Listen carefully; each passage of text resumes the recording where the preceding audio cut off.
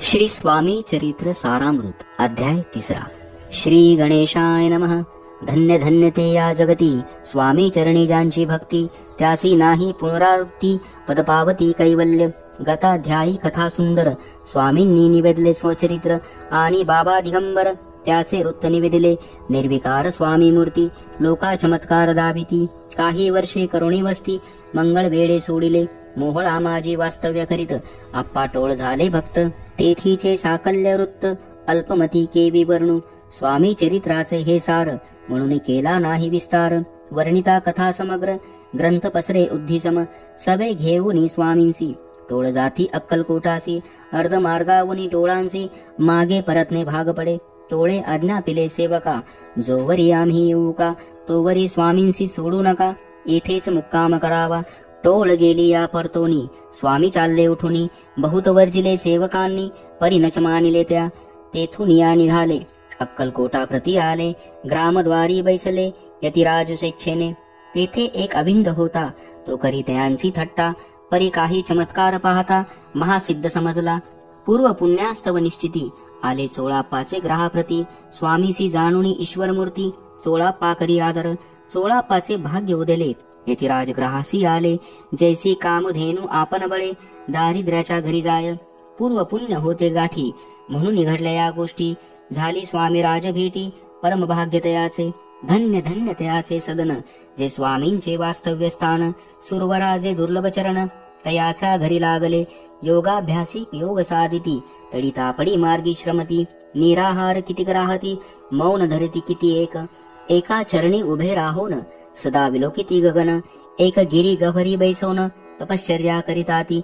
एक पंचाग्नी साधन करीती एक पवनाते बक्षिती, कित्येक संन्यासी होती संसार अवघा सांडोनी।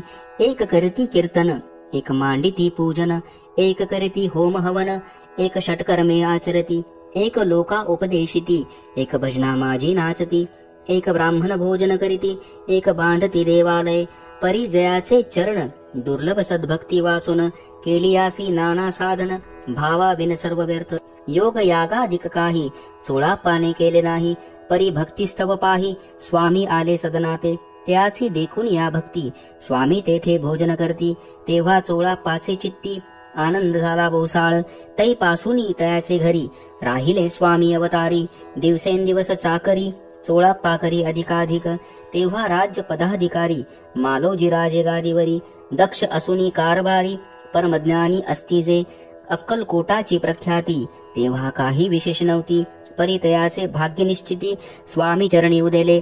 तै पासूनी जगात त्या नगराचे नाव गाजत, अप्रसिद्ध ते प्रख्यात किती एक जाहले। चोळाप्पाचे ग्रहाप्रती आले कोणी एक यती, लोका चमत्कार दाविती गावात मात पसरली। आपुली व्हावी प्रख्याती ऐसे नाही जयाचे चित्ती, म्हणून या स्वामी राजयती बहुधा न जाती फिरावया। लोका माझी पसरली मात नृपासी कळला वृत्तांत, की आपुलिया नगरात यती विख्यात पातले। राहती चोळाप्पाचे घरी दर्शना जाती नरनारी, असती केवळ अवतारी लीला ज्यांची विचित्र। वार्ता ऐसी ऐकोनी राव बोलला काय वाणी, गावात यती येऊनी फार दिवस जाहले। परी आम्हा श्रुत पाही आजवरी जाहले नाही, आता जाऊनी लवलाही भेटू तया यतिवर्या। परी ते केवळ अंतरज्ञानी ऐसी वार्ता ऐकली काणी, हे सत्य तरी येऊनी आत्ताच देती दर्शना। राव मुखातून वाणी निघाली तोची यती मूर्ती पुढे ठेली, सकळ सभा चकित झाली मती गुंगली रायाची। सिंहासना खाली उतरून राव घाली लोटांगण, प्रेमाश्रूंनी भरले नयन कंठ झाला सद्गतीत।